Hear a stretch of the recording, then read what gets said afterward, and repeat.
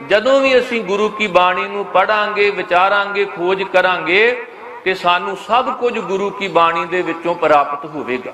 ਕਰਨਾ ਕਿਵੇਂ ਆ? ਭਾਈ ਗੁਰਦਾਸ ਜੀ ਨੇ ਜ਼ਿਕਰ ਕੀਤਾ, ਕਹਿਣ ਲੱਗੇ, ਜੈਸੇ ਤੋ ਮਰਾਲ ਮਾਲ ਮਿਲ ਬੈਠਤ ਹੈ ਮਾਨਸਰ, ਮੁਕਤਾ ਅਮੋਲ ਖਾਏ ਖਾਏ ਬਿਗਸਾਤ ਹੈ।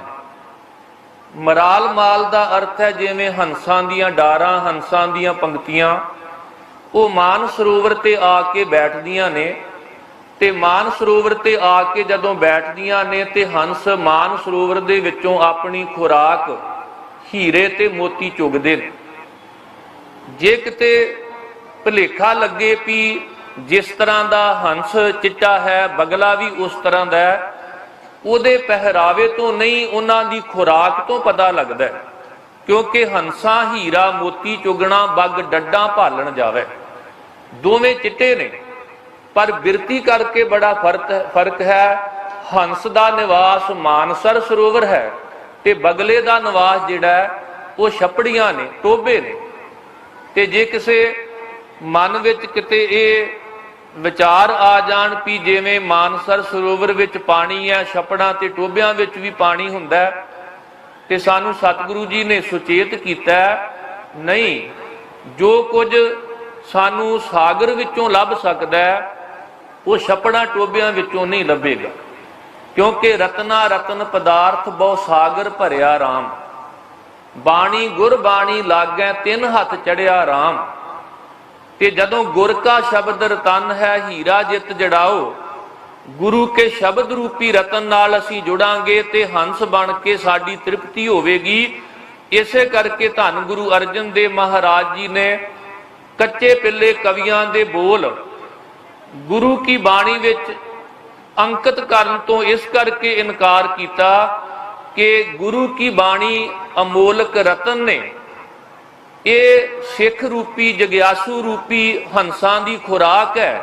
ਤੇ ਜਿਵੇਂ ਹੀਰੇ ਰਤਨਾਂ ਦੇ ਵਿੱਚ ਗੀਟੇ ਪੱਥਰ ਜਾਂ ਕਿਸੇ ਹੋਰ ਦਾ ਰਲਾ ਨਹੀਂ ਕੀਤਾ ਜਾ ਸਕਦਾ, ਇਵੇਂ ਗੁਰੂ ਕੇ ਸ਼ਬਦ ਰੂਪੀ ਰਤਨਾਂ ਦੇ ਵਿੱਚ ਕੱਚੇ ਪਿੱਲੇ ਬੋਲ ਜਿਹੜੇ ਨੇ ਉਹ ਸ਼ਾਮਲ ਨਹੀਂ ਕੀਤੇ ਜਾ ਸਕਦੇ।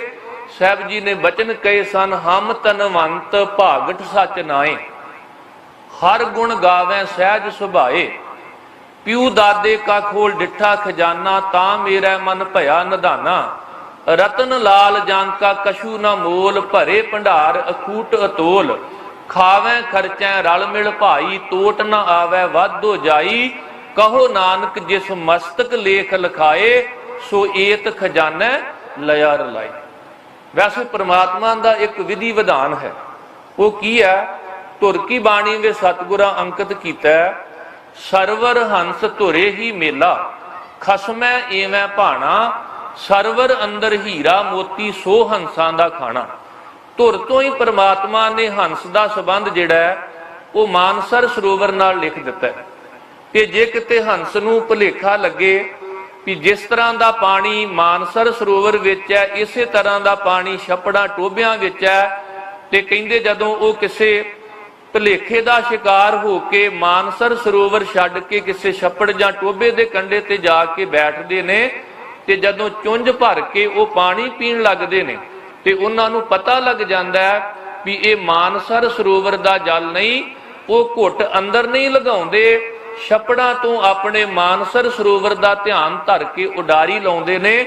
ਸਤਿਗੁਰੂ ਦੀ ਬਾਣੀ ਨੇ ਇਹਨੂੰ ਵੈਰਾਗ ਵੀ ਦੱਸਿਆ ਕਿ ਜਦੋਂ ਬੰਦਾ ਕਈ ਵਾਰ ਸ਼ਬਦ ਗੁਰੂ ਨਾਲੋਂ ਟੁੱਟ ਕੇ ਭੁਲੇਖਾ ਖਾ ਜਾਵੇ ਵੀ ਫਲਾਣੀ ਜਗ੍ਹਾ ਤੇ ਵੀ ਇਕੱਠ ਹੁੰਦਾ, ਉੱਥੇ ਵੀ ਪ੍ਰਵਚਨ ਹੁੰਦੇ ਨੇ, ਸ਼ਾਇਦ ਜਿੱਥੇ ਮੈਂ ਜਾਵਾਂਗਾ ਮੈਨੂੰ ਗੁਰੂ ਕੀ ਬਾਣੀ ਵਰਗਾ ਹੀ ਰਸ ਮਿਲੇਗਾ, ਪਰ ਜਿਹੜੀ ਹੰਸ ਬਿਰਤੀ ਹੈ ਉਹ ਕਦੇ ਬਗਲਾ ਬਿਰਤੀ ਵਿੱਚ ਤਬਦੀਲ ਨਹੀਂ ਹੁੰਦੀ।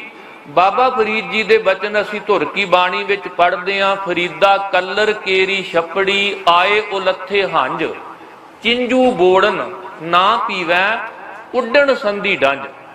ਉਹ ਜੇ ਕਿਤੇ ਭੁਲੇਖਾ ਖਾ ਕੇ ਮਾਨਸਰ ਸਰੋਵਰ ਨੂੰ ਛੱਡ ਕੇ, ਗੁਰੂ ਸਾਗਰ ਨੂੰ ਛੱਡ ਕੇ ਕਿਤੇ ਹੋਰ ਚਲੇ ਵੀ ਜਾਣ, ਗੁੰਮਰਾਹ ਹੋ ਵੀ ਜਾਣ, ਪਰ ਉੱਥੇ ਜਾ ਕੇ ਉਹਨਾਂ ਨੂੰ ਪਤਾ ਲੱਗਦਾ ਜਿਵੇਂ ਭਾਈ ਮੱਖਣ ਸ਼ਾਹ ਨੇ 22 ਨਕਲੀ ਦੰਬੀਆਂ ਦੇ ਅੱਗੇ ਮੋਹਰਾਂ ਰੱਖੀਆਂ ਸਨ, ਪਰ ਉਹਨਾਂ ਦੇ ਕੱਚੇ ਪਿੱਲੇ ਬੋਲ ਜਿਨ੍ਹਾਂ ਨੂੰ ਪਹਿਚਾਨ ਗਏ ਸਨ ਭਾਈ ਮੱਖਣ ਸ਼ਾਹ ਜੀ ਲਬਾਣਾ, ਤੇ ਉਹਨਾਂ ਨੇ 22 ਨਕਲੀ ਗੁਰੂ ਲੰਘ ਕੇ ਅਸਲੀ ਗੁਰੂ ਗੁਰੂ ਤੇਗ ਬਹਾਦਰ ਸਾਹਿਬ ਜੀ ਦੇ ਦਰ ਤੇ ਜਾ ਕੇ ਆਪਣਾ ਸੀਸ ਨਵਾਇਆ। ਤੇ ਫਿਰ ਉਸ ਸਿੱਖ ਨੂੰ ਆਤਮਿਕ ਤਸੱਲੀ ਹੋਈ ਸੀ ਕਿ ਮੇਰਾ ਸਤਿਗੁਰੂ ਸੱਚਮੁੱਚ ਆਤਮਿਕ ਖੁਰਾਕ ਦੇ ਕੀਮਤੀ ਸ਼ਬਦ ਰੂਪੀ ਰਤਨ ਤੇ ਲਾਲ ਜਿਹੜੇ ਆ ਉਹ ਸਾਨੂੰ ਬਖਸ਼ਿਸ਼ ਕਰਦਾ। ਬਾਕੀ ਤਾਂ ਠੀਕਰੀਆਂ ਗੀਟੇ ਇਹ ਖੁਰਾਕ ਆਦਿਕ ਵੰਡਣ ਵਾਲੇ ਨੇ। ਕਿਸੇ ਕਵੀ ਨੇ ਲਿਖਿਆ, होता है कोहों दस्त में पैदा कभी कभी वो मर्द जिसका फखर करे खजब को नगी। कहंदे वो कदे कदे पैदा हुंदे ने ਜਿਹੜੇ ਮਨੁੱਖਾ ਜੀਵਨ ਰੂਪੀ ਠੀਕਰਿਆਂ ਨੂੰ ਨਗੀਨਿਆਂ ਦੇ ਵਿੱਚ ਬਦਲ ਦਿੰਦੇ ਨੇ, ਕਿਉਂਕਿ ਬਲਹਾਰੀ ਗੁਰ ਆਪਣੇ ਦਿਉਹਾੜੀ ਸਦਵਾਰ ਜਿਨ ਮਾਨਸ ਤੇ ਦੇਵਤੇ ਕੀਏ ਕਰਤ ਨ ਲਾਗੀ ਵਾਰ। ਜਦੋਂ ਸ਼ਬਦ ਨਾਲ ਜੁੜਾਂਗੇ ਤੇ ਸਾਡੇ ਜੀਵਨ ਵਿੱਚ ਤਬਦੀਲੀ ਆਵੇਗੀ। ਕੱਚੋਂ ਕੰਚਨ ਭਇਓ ਸ਼ਬਦ ਗੁਰ ਸ਼ਰਵਣੈ ਸੁਣਿਓ, ਬਿਖ ਤੇ ਅੰਮ੍ਰਿਤ ਹੋਇਓ ਨਾਮ ਸਤਿਗੁਰ ਮੁਖ ਭਣਿਓ। ਲੋਹੋਂ ਹੋਇਓ ਲਾਲ ਨਦਰ ਸਤਿਗੁਰ ਜਦ ਧਾਰੈ, ਪਾਹਣ ਮਾਨ ਕਰੈ ਗਿਆਨ ਗੁਰ ਕਹਿਓ ਵਿਚਾਰੈ। ਕਾਠੋਂ ਸ੍ਰੀ ਖੰਡ ਸਤਿਗੁਰ ਕੀਓ, ਦੁਖ ਦਰਿਦਰ ਤਿਨ ਕੇ ਗਏ। ਸਤਿਗੁਰ ਚਰਨ ਜਿਨ ਪਰਸਿਆ ਸੇ ਪਸ ਪ੍ਰੇਤ ਸੁਰ ਨਰ ਭਏ। ਜਿਨ੍ਹਾਂ ਨੇ ਸਤਿਗੁਰੂ ਦੀ ਹਜ਼ੂਰੀ ਨੂੰ ਮਾਣਿਆ, ਉਹ ਮਨੁੱਖ ਤਾਂ ਇੱਕ ਪਾਸੇ ਪਸ਼ੂ ਬਿਰਤੀਆਂ ਵਾਲੇ, ਪੱਥਰ ਬਿਰਤੀਆਂ ਵਾਲੇ, ਪ੍ਰੇਤ ਬਿਰਤੀਆਂ ਵਾਲੇ ਜਿਹੜੇ ਸਨ ਉਹ ਵੀ ਦੇਵਤੇ ਬਣ ਗਏ। ਭਾਵ ਜਿਹੜੇ ਪੱਥਰਾਂ ਵਰਗੇ ਜੀਵਨ ਸਨ ਉਹ ਸ਼ਬਦ ਰੂਪੀ ਹੀਰੇ ਤੇ ਸ਼ਬਦ ਰੂਪੀ ਰਤਨਾਂ ਨਾਲ ਜੁੜ ਕੇ ਹੀਰਿਆਂ ਵਰਗੇ ਬਣ ਗਏ। ਤਾਂ ਹੀ ਭਗਤ ਰਵਿਦਾਸ ਜੀ ਨੇ ਸਾਨੂੰ ਸਿੱਖਿਆ ਦਿੱਤੀ ਹੈ ਨਾ, ਜਿਹੜੇ ਬਚਨ ਭਗਤ ਕਬੀਰ ਸਾਹਿਬ ਨੇ ਅੰਕਿਤ ਕੀਤੇ। ਕਬੀਰ ਹਰ ਸੋ ਹੀਰਾ ਛਾੜ ਕੇ ਕਰੈ ਆਨ ਕੀ ਆਸ, ਤੇ ਨਰ ਦੋਜਕ ਜਾਹੇਂਗੇ ਸਤ ਭਾਖੈ ਰਵਿਦਾਸ। ਸ਼ਲੋਕ ਭਗਤ ਕਬੀਰ ਜੀ ਦਾ ਤੇ ਭਗਤ ਰਵਿਦਾਸ ਜੀ ਦੀ ਇਹ ਵਿਚਾਰਧਾਰਾ ਉਹਨਾਂ ਨੇ ਅੰਕਿਤ ਕੀਤੀ ਹੈ ਕਿ ਜਿਹੜੇ ਹਰੀ ਰੂਪੀ ਹੀਰੇ ਨੂੰ ਛੱਡ ਕੇ ਕਿਸੇ ਹੋਰ ਦੀ ਆਸ ਕਰਨਗੇ ਉਹ ਦੋਜਕ ਤੋਂ ਭਾਵ ਨਰਕਾਂ ਤੋਂ ਨਹੀਂ ਬਚ ਸਕਣਗੇ। ਹੁਣ ਸਤਿਗੁਰੂ ਜੀ ਨੇ ਸਾਨੂੰ ਉੱਤਮ ਖੁਰਾਕ ਬਖਸ਼ਿਸ਼ ਕੀਤੀ ਹੀਰੇ ਤੇ ਲਾਲ। ਇਸ ਲਈ ਜਿਹੜਾ ਸ਼ਬਦ ਗੁਰੂ ਸਾਗਰ ਨਾਲ ਜੁੜੇਗਾ ਉਹਦੀ ਹੰਸ ਬਿਰਤੀ ਬਣੇਗੀ। ਫਰੀਦਾ ਸੋਈ ਸਰਵਰ ਢੂੰਡ ਲਓ ਜਿੱਥੋਂ ਲੱਭੀ ਵੱਥ, ਛੱਪੜ ਢੂੰਡੇ ਕਿਆ ਹੋਵੇ ਚਿੱਕੜ ਡੂਬੈ ਹੱਥ। ਹੁਣ ਠੇਠ ਪੰਜਾਬੀ ਹੈ। ਧੰਨ ਗੁਰੂ ਗ੍ਰੰਥ ਸਾਹਿਬ ਮਹਾਰਾਜ ਜੀ ਵਿੱਚ ਵੱਖ-ਵੱਖ ਭਾਸ਼ਾਵਾਂ ਨੇ, ਮਰਾਠੀ ਹੈ, ਫਾਰਸੀ ਹੈ, ਹਿੰਦੀ ਵੀ ਹੈ, ਬੋਲੀ ਹੈ, ਸੰਸਕ੍ਰਿਤੀ ਹੈ। ਤੇ ਜਦੋਂ ਅਸੀਂ ਬਾਬਾ ਫਰੀਦ ਜੀ ਦੇ ਲਹਿੰਦੀ ਬੋਲੀ ਵਿੱਚ ਬਿਲਕੁਲ ਠੇਠ ਪੰਜਾਬੀ ਵਿੱਚ ਉਹਨਾਂ ਨੇ ਸ਼ਬਦ ਵਰਤੇ, ਕਹਿੰਦੇ ਛੱਪੜ ਢੂੰਡੇ ਕਿਆ ਹੋਵੇ ਚਿੱਕੜ ਡੂਬੈ ਹੱਥ। ਜੇ ਸਾਗਰ ਛੱਡ ਕੇ ਛੱਪੜਾਂ ਵੱਲ ਜਾਓਗੇ ਚਿੱਕੜ ਨਾਲ ਹੱਥ ਤਾਂ ਲਿਬੜਨਗੇ, ਪਰ ਤੁਹਾਨੂੰ ਸਾਗਰ ਵਰਗਾ ਖਜ਼ਾਨਾ ਜਿਹੜਾ ਨਾ ਉਹ ਕਿਸੇ ਛੱਪੜ ਦੇ ਵਿੱਚੋਂ ਪ੍ਰਾਪਤ ਨਹੀਂ ਹੋਵੇਗਾ। ਇਸ ਕਰਕੇ ਜਿਵੇਂ ਹੰਸ ਮਾਨਸਰ ਸਰੋਵਰ ਤੇ ਬੈਠ ਕੇ ਮੋਤੀ ਹੀਰੇ ਚੁਣ ਕੇ ਆਤਮਿਕ ਤੌਰ ਤੇ ਤ੍ਰਿਪਤ ਹੁੰਦੇ ਨੇ, ਇਸੇ ਤਰ੍ਹਾਂ ਗੁਰੂ ਕੇ ਸਿੱਖ ਸਤ ਸੰਗਤ ਰੂਪੀ ਸਰੋਵਰ ਤੇ ਆ ਕੇ ਗੁਰੂ ਕੇ ਸਾਗਰ ਦੇ ਕੰਢੇ ਤੇ ਬੈਠ ਕੇ ਗੁਰਬਾਣੀ ਦੇ ਕੀਮਤੀ ਰਤਨ, ਕੀਮਤੀ ਲਾਲ, ਕੀਮਤੀ ਮੋਤੀ ਚੁਣਦੇ ਨੇ। ਤੇ ਸਾਹਿਬ ਕਹਿੰਦੇ ਜਦੋਂ ਸੱਚਮੁੱਚ ਗੁਰੂ ਕੀ ਸਿੱਖਿਆ ਰੂਪੀ ਚੁਣ ਲੈ ਮਾਨਕ ਮੋਤੀ, ਇਹ ਮੋਤੀ ਜਦੋਂ ਚੁਣੇ ਜਾਣ ਤੇ ਫਿਰ ਮਨੁੱਖ ਦਾ ਜੀਵਨ ਇੰਨਾ ਕੀਮਤੀ ਬਣ ਜਾਂਦਾ ਹੈ। ਹੀਰਾ ਕਿਸਕਾ ਬਪਰਾ ਪੁੱਜੈ ਨਾ ਰਤਨ ਕਰੋੜ।